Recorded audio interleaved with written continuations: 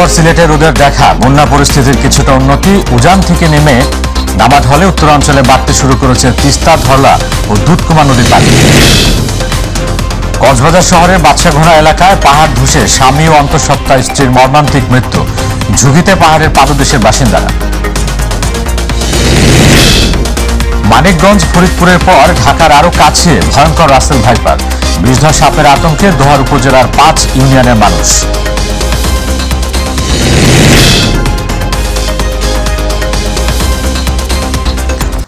আসসালামু আলাইকুম, আমন্ত্রণ মাই টিভি জেলা সংবাদে। আপনাদের সাথে আছি আমি মহসিন শিকদার। শিরোনাম শুনছিলেন, এবারে বিস্তারিত। অতিবর্ষণ আর পাহাড়ি ঢলে বিপর্যস্ত সিলেটে দেখা মিলেছে রোদের। প্রায় 5 দিন পর সকালে রৌদ্রের দেখা পাওয়ায় কিছুটা স্বস্তিতে নগরবাসী। এদিকে সিলেটের বেশ কয়েকটি নদ নদীর পানি বিভিন্ন পয়েন্টে কমেছে, ফলে বিভিন্ন এলাকায় বন্যা পরিস্থিতির উন্নতি হয়েছে। পানি উন্নয়ন বোর্ডের দেয়া তথ্য মতে সিলেটের সুরমা নদীর কানাইঘাট ও সিলেট পয়েন্টে এবং কুশিয়ারা নদীর অমলশীদ, শেওলা, ফেন্সুগঞ্জ ও শেরপুর পয়েন্টে পানির বিপদসীমার উপর দিয়ে প্রবাহিত হচ্ছে।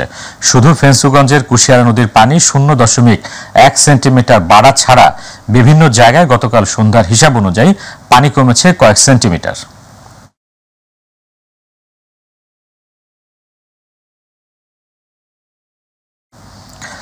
কয়েকদিনের টানা বর্ষণ আর উজান থেকে নেমে আসা ঢলে বাড়তে শুরু করেছে তিস্তা, ধরলা ও দুধকুমা নদীর পানি।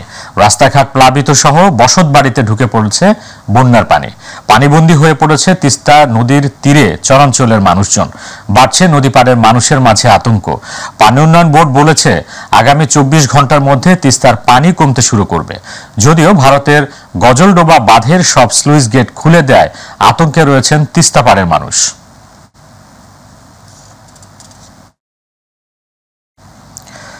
কক্সবাজার শহরের বাদশাঘোনা এলাকায় পাহাড় ধসে স্বামী স্ত্রীর মৃত্যু হয়েছে। শুক্রবার ভোররাতে পৌরসভার 9 নম্বর ওয়ার্ডের বাদশাঘোনা এলাকায় এই ঘটনা ঘটে। নিহতরা হলেন আনোয়ার হোসেন ও তার স্ত্রী মাইমুনা আক্তার। মাইমুনা 7 মাসের অন্তঃসত্ত্বা ছিলেন। পাহাড়ের পাদদেশে বসবাস করতেন আনোয়ার হোসেনের পরিবার। বৃহস্পতিবার রাতে ভারী বৃষ্টিপাত হয়। শুক্রবার ভোররাতে পাহাড় ধসে পড়লে ঘুমন্ত অবস্থায় আনোয়ার ও মাইমুনা মাটির নিচে চাপা পড়েন। পরে তাদের উদ্ধার করে হাসপাতালে নিয়ে গেলে কর্তব্যরত চিকিৎসক দুজনকে মৃত ঘোষণা করেন। কক্সবাজার সদর মডেল থানার ভারপ্রাপ্ত কর্মকর্তা রফিকুজ্জামান জানান, মরদেহ দুইটি ময়না তদন্তের জন্য মর্গে রাখা হয়েছে। এদিকে ভারী বর্ষণের পর ধসের আতঙ্কের ঝুঁকিতে বসবাস করছেন পাহাড়ের পাদদেশের বাসিন্দারা।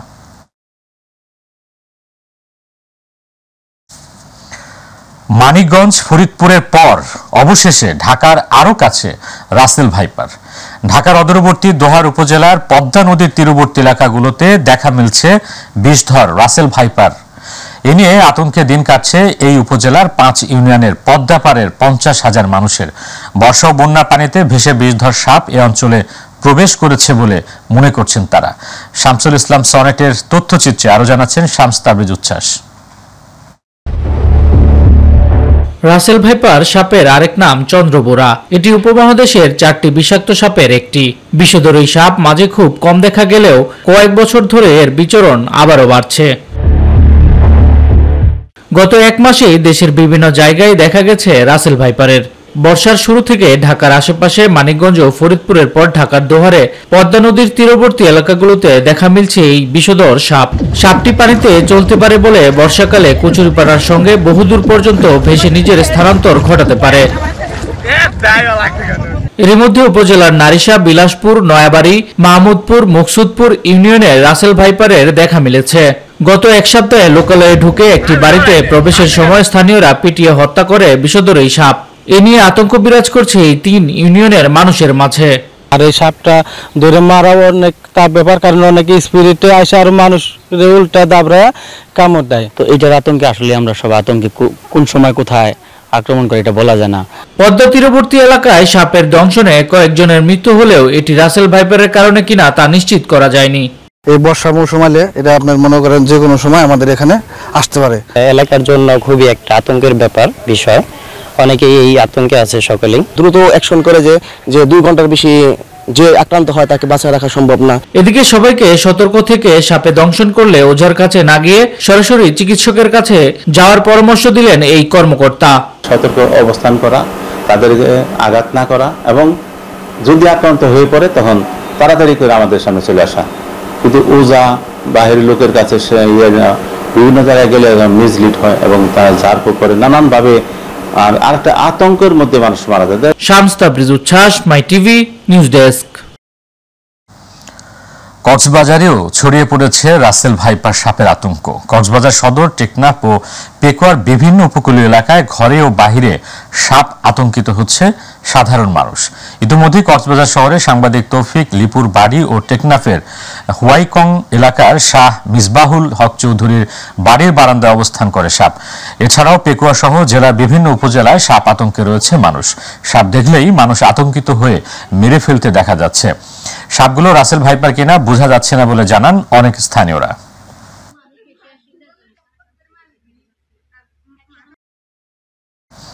এবার শারমিন কার সেন্টার চট্টগ্রাম বুলেটিন।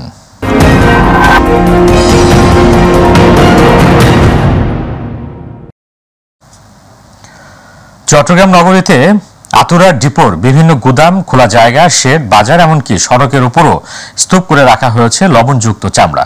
এবার কোরবানির 3 দিনে 2,97,150টি গরুর এবং 12,200 মহিষের চামড়া সংগ্রহ করেছেন 109 জন চামড়ার আড়তদার, ব্যবসায়ী ও ব্যাপারী।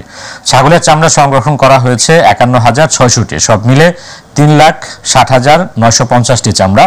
বৃহত্তর চট্টগ্রাম কাঁচা চামড়া আড়তদার ব্যবসায়ী সমবায় সমিতি লিমিটেডের সভাপতি মুসলিম উদ্দিন এসব তথ্য জানান।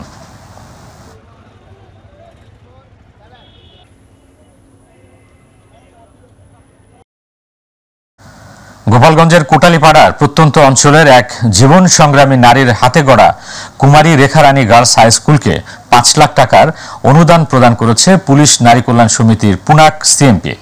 বৃহস্পতিবার দামপাড়া পুনাক কার্যালয়ে আয়োজিত এক অনুষ্ঠানে অনুদানের চেক হস্তান্তর করা হয়। এ সময় স্কুলটির 2 অনাথ ছাত্রী লেখাপড়ার দায়িত্ব গ্রহণের ঘোষণা দেন সিএমপি কমিশনার কৃষ্ণপদ রায়। এ সময় অনুষ্ঠানে সভাপতিত্ব করেন পুনাক সভানেত্রী রীতা দাস।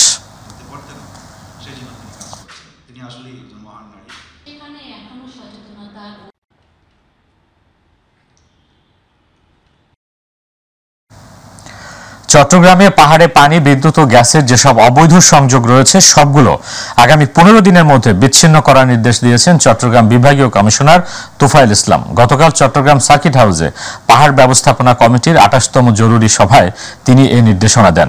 এদিকে চট্টগ্রাম জেলা প্রশাসক আবুল বাশার মোহাম্মদ ফখরুজ্জামান জানান, চট্টগ্রাম নগরীতে 26টি পাহাড়ে সাইনবোর্ড টাঙিয়ে দিয়েছে। কোনো অবস্থাতে পাহাড় কাটা যাবে না। পাহাড় থেকে অবৈধ দখলদারদের উচ্ছেদ করে 10 একর খাস জমি উদ্ধার করা হয়েছে।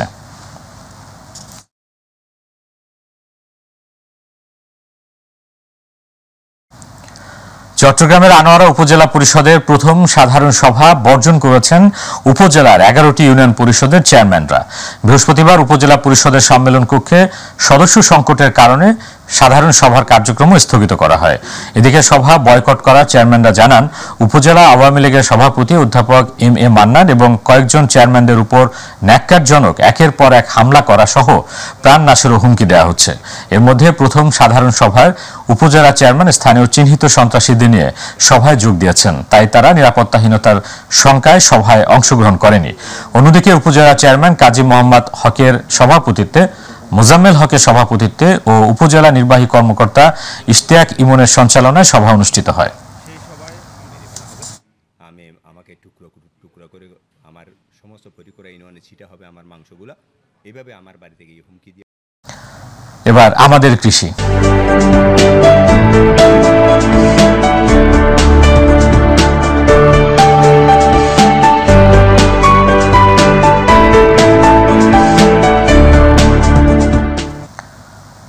নড়াইলের লোহাগড়া উপজেলার মাঠকুমড়া মাঠে উন্নত ব্রি 100 ধানের জাতের মাঠ দিবস অনুষ্ঠিত হয়েছে। মাঠ দিবস উপলক্ষে আলোচনা সভায় সভাপতিত্ব করেন খায়রুল ইসলাম। অনুষ্ঠানে প্রধান অতিথি ছিলেন উপজেলা কৃষি অফিসার ফারজানা আক্তার। এ সময় উপসহকারী কৃষি কর্মকর্তা প্রভাত তরফদার, শতাধিক কৃষানী সহ আরো অনেকে উপস্থিত ছিলেন। ফারজানা আক্তার, উপজেলা কৃষি অফিসার, সিরাজগঞ্জের উল্লাপাড়ায় কন্দাল ফসল উন্নয়ন প্রকল্পের আওতায় কৃষি মেলার উদ্বোধন করা হয়েছে। পরে একটি র্যালি শহরের বিভিন্ন সড়ক প্রদক্ষিণ করে উপজেলা পরিষদ মাঠে এসে শেষ হয়। এ সময় তিনি বিভিন্ন স্টল পরিদর্শন করেন এবং 1400 জন প্রান্তিক কৃষকদের মাঝে বিনামূল্যে উচ্চ ফলনশীল বীজ ও সার বিতরণ করা হয়। সকালে উপজেলা পরিষদ মাঠে উপজেলা নির্বাহী কর্মকর্তা সানজিদা সুলতানার সভাপতিত্বে আলোচনা সভায় প্রধান অতিথি ছিলেন সংসদ সদস্য শফিকুল ইসলাম শফি। গাজীপুরের কাশিমপুরে সুয়ারেজের লাইনে গ্যাস জমে বিস্ফোরণে এক শিশুসহ 5 জন দগ্ধ হয়েছে।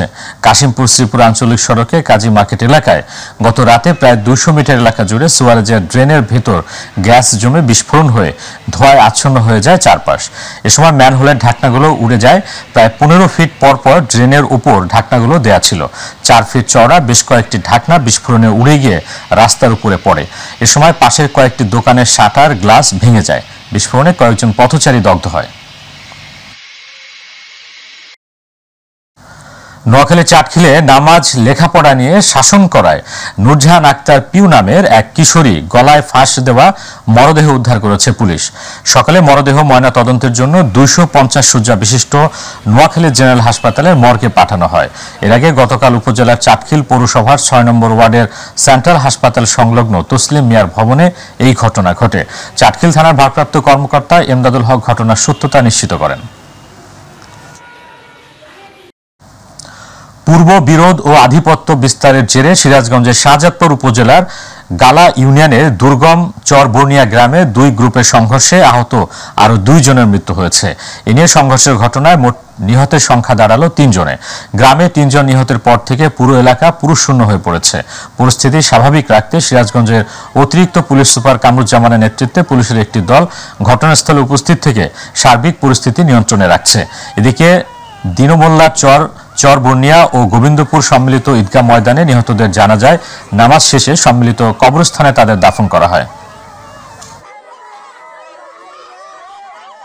কুড়িগ্রামের নাগেশ্বরীতে মৎস্য সুরক্ষা ও সংরক্ষণ আইনে মাছ ধরার অবৈধ চায়না দুয়ারি জাল বিক্রি ও মজুদ রাখার দায়ে 3 ব্যবসায়ীকে প্রত্যেককে 1 বছরের বিনাশ্রম কারাদণ্ড দিয়েছে ভ্রাম্যমাণ আদালত।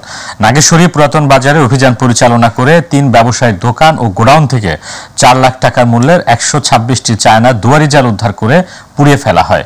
ভ্রাম্যমাণ আদালত পরিচালনা করেন সহকারী কমিশনার ভূমি ও নির্বাহী ম্যাজিস্ট্রেট মাহমুদুল হাসান। এ সময় উপজেলা সিনিয়র মৎস্য কর্মকর্তা শাহাদাত হোসেন উপস্থিত ছিলেন। বরিশালের হিজলা উপজেলার 1 নম্বর হরিনাথপুর ইউনিয়নের 4 নম্বর ওয়ার্ড ইউপি সদস্য সাইদ ব্যাপারীর বিরুদ্ধে জেলে কার্ডের চাল আত্মসাতের অভিযোগ উঠেছে। গতকাল হরিনাথপুর ইউনিয়নের লঞ্চঘাট সংলগ্ন ভাই ভাই বেকারির গোডাউন থেকে 10 বস্তা সরকারি চাল আটক করে উপজেলা প্রশাসন। এ সময় ভাই ভাই বেকারির মালিক আব্দুল বারেক জানায় চাল রাখতে বাধা দিলে বাধা উপেক্ষা করে চাল রেখে যায় সাইদ মেম্বার। এদিকে জেলে কার্ডধারী বাবুল ও আব্দুল হামিদ জানায় তাদের জেলে কার্ড থাকা সত্ত্বেও কখনো জেলে কার্ডের চাল পায়নি তারা। আমি তো জানি না কিছু, মেম্বারে সাইদ মেম্বার এনে চাল রেখে গেছে।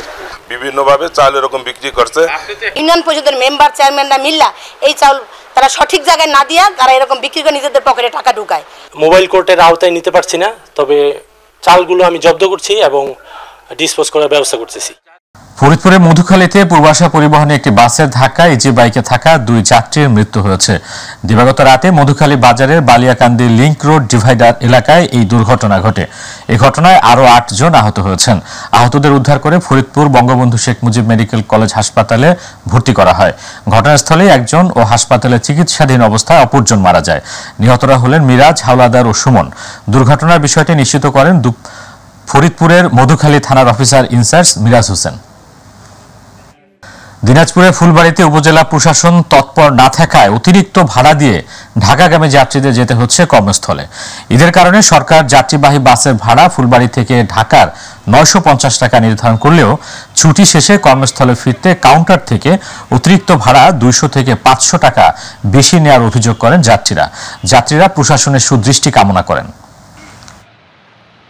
সুনামগঞ্জের তাহিরপুরে বাকিতে সিগারেট না দেয়ায় ইমরান মিয়া নামে এক মুদি দোকানিকে ধারালো দা দিয়ে কুপিয়ে হত্যা করা হয়েছে। সকালে তাহিরপুর উপজেলার হোসনারঘাট গ্রামে ওই হত্যাকাণ্ডের ঘটনা ঘটে। নিহত ইমরান মিয়া হোসনারঘাট এলাকায় সাজিদ মিয়ার ছেলে। হত্যাকাণ্ডের ঘটনায় ঘাতক উপজেলার একই গ্রামের বিল্লাল মিয়ার ছেলে লিটন মিয়াকে পুলিশ গ্রেপ্তার করেছে। তাহিরপুর থানার ওসি মোহাম্মদ নাজিম উদ্দিন বিষয়টি নিশ্চিত করে জানান, মরদেহে ময়না তদন্তের জন্য জেলা সদর হাসপাতাল মর্গে পাঠানো হয়েছে। এই হত্যাকাণ্ডের বিষয়ে মামলার বিষয়টি প্রক্রিয়াধীন রয়েছে। ঝালকাঠির নলছিটির সিদ্ধকাঠি ইউনিয়ন স্বেচ্ছাসেবক লীগের সভাপতি ফুয়াদ কাজী হত্যার ঘটনায় কিলিং মিশনের প্রধান আসামি মিজানুর রহমান হাওলাদারকে আটক করেছে পুলিশ। গতকাল নলছিটি থানার এসআই শহীদুল আলমের নেতৃত্বে নলছিটির কুষানগল এলাকা থেকে তাকে গ্রেফতার করা হয়। এ সময় হত্যাকাণ্ডে ব্যবহৃত একটি দেশীয় অস্ত্র উদ্ধার করা হয়। আসামির স্বীকারোক্তি মতে 4 লাখ টাকার বিনিময়ে হত্যাকাণ্ড ঘটানো হয়। নলছিটি থানার ভারপ্রাপ্ত কর্মকর্তা ওসি মুরাদ আলী জানান, ফুয়াদ কাজী হত্যা যারা সরাসরি অংশ নিয়েছে তাদের মধ্যে অন্যতম মিজানুর রহমানকে গ্রেপ্তার করা হয়েছে। এখন তার সাথের জনকে গ্রেপ্তারের চেষ্টা চলছে। বিশ্বের অন্যতম দীর্ঘ সমুদ্র সৈকত কক্সবাজারে পবিত্র ঈদুল আজহা উপলক্ষে সাপ্তাহিক ছুটির দিনে পর্যটকদের উপচে পড়া ভিড় রয়েছে। কক্সবাজার শহরে প্রায় 4 শতাধিক হোটেল পরিপূর্ণ। সমুদ্র সৈকত ছাড়াও ইনানি, হিমছড়ি, পাটোয়া টেক, রামুর বৌদ্ধবিহার, মহেশখালীর আদিনাথ মন্দির ও টেকনাফ সমুদ্র সৈকত, বঙ্গবন্ধু সাফারি পার্ক সহ বিভিন্ন পর্যটন কেন্দ্র ঘুরে বেড়াচ্ছেন পর্যটকরা। তাদের ভ্রমণ নির্বিঘ্ন করতে জেলার সব পর্যটন স্পটে নিরাপত্তা ব্যবস্থা জোরদার করা হয়েছে। এই মৌসুমে বৃষ্টি বেশি হওয়ায় সাগর উত্তাল, একের পর এক ঢেউ আসতে পড়ছে উপকূলে। সাগর তার প্রকৃত রূপ ফিরে পেয়েছে এই মৌসুমে। পটুয়াখালীর বাউফল থানা পুলিশের আয়োজনে রাজনৈতিক নেতাদের নিয়ে পবিত্র ঈদুল আজহা উপলক্ষে প্রীতিভোজ অনুষ্ঠিত হয়েছে। বিষয়টি নিয়ে উপজেলার বিভিন্ন রাজনৈতিক, সামাজিক ও স্থানীয় সুধীদের মধ্যে বইছে তীব্র সমালোচনার ঝড়। গতকাল দুপুরে বাউফল থানার ভবন মিলনায়তনে বাউফল থানার অফিসার ইনচার্জ সুনীতি কুমার গাইন ওই ভুরিভোজের আয়োজন করেন। অনুষ্ঠানে উপস্থিত ছিলেন উপজেলা আওয়ামী লীগের সহসভাপতি মোশারেফ হোসেন খান, উপজেলা আওয়ামী লীগের সাধারণ সম্পাদক আনিসুর রহমান ও যুবলীগ নেতা ইব্রাহিম খলিল সহ একাধিক মামলার আসামি যুবলীগ ও ছাত্রলীগ নেতারা। ব্রাহ্মণবাড়িয়া সদরের চাঁদপুর তমিজউদ্দিন মাধ্যমিক বিদ্যালয়ের এসএসসি 95 ব্যাচের পুনর্মিলনীয় সম্মাননা প্রদান অনুষ্ঠিত হয়েছে। আজ দিনব্যাপী বিদ্যালয়ের মাঠে আয়োজিত অনুষ্ঠানে প্রধান অতিথি ছিলেন গৃহায়ন ও গণপূর্ত মন্ত্রীর ব্যক্তিগত কর্মকর্তা MAH মাহবুব আলম। বিদ্যালয় পরিচালনা পরিষদের সভাপতি আজমত মুবিন আরজু সভাপতিত্বে বিশেষ অতিথি ছিলেন মাসিহাতা ইউনিয়ন পরিষদের চেয়ারম্যান আল আমিনুর রহমান পাভেল সহ বিদ্যালয়ের সাবেক ও বর্তমান শিক্ষকবৃন্দ। যশোর সদর উপজেলার কচুয়া ইউনিয়নের সকল এতিম শিশুদের নতুন কাপড় ও একটি করে পেয়ারা গাছ এবং একটি করে আমের গাছ বিতরণ করা হয়েছে। সকালে যশোর সদর উপজেলার কচুয়া স্কুল মাঠে এই চারা বিতরণ অনুষ্ঠানে ইঞ্জিনিয়ার মেহিদুর রহমানের সভাপতিত্বে রফিকুল আলমের পরিচালনায় প্রধান অতিথি ছিলেন যশোর সদর উপজেলার উপজেলা নির্বাহী কর্মকর্তা রিপন বিশ্বাস। বিশেষ অতিথি কচুয়া ইউনিয়ন পরিষদের চেয়ারম্যান লুৎফর রহমান ধাপক। চাঁদপুর মতলব উত্তর উপজেলা আওয়ামী লীগের সাংগঠনিক সম্পাদক HM জাহাঙ্গীর হাওলাদারের কনিষ্ঠ পুত্র HM জহিরুল হিমেলের দাফন সম্পন্ন হয়েছে। গতকাল বাদ জোহর দশানী মোহনপুর স্কুল মাঠে নামাজে জানাজা অনুষ্ঠিত হয়। এতে বাংলাদেশ আওয়ামী লীগের প্রেসিডিয়াম সদস্য মোফাজ্জল হোসেন চৌধুরী মায়া, বীর বিক্রম MP সহ বাংলাদেশ আওয়ামী লীগের আইন বিষয়ক উপকমিটির সদস্য আশফাক হোসেন চৌধুরী মাহি অংশ নেন। পরে জানাজা শেষে পারিবারিক কবরস্থানে তাকে দাফন করা হয়। কুষ্টিয়ার কুমারখালীতে জাতীয় কবি কাজী নজরুল ইসলামের 125তম জন্মবার্ষিকী উপলক্ষে অনলাইন কবিতা আবৃত্তি ও প্রতিযোগিতার সনদ ও সম্মাননা স্মারক প্রদান করা হয়েছে। দুপুরে ফ্যামিলি কেয়ার হাসপাতাল অ্যান্ড ডায়াগনস্টিক সেন্টারের আয়োজনে ফ্যামিলি কেয়ার হাসপাতালে এই অনুষ্ঠানের আয়োজন করা হয়। ফ্যামিলি কেয়ার হাসপাতালের ব্যবস্থাপনা পরিচালক সুজয় চাকির সভাপতিত্বে অনুষ্ঠানে অন্যান্যের মধ্যে কুষ্টিয়া সরকারি কলেজের সহকারী অধ্যাপক Rupak Chandra Ghosh, respiratory medicine MD doctor Mithun Chakraborty, কবি, প্রাবন্ধিক ও নাট্যকার লিটন আব্বাস সহ অনেকে উপস্থিত ছিলেন।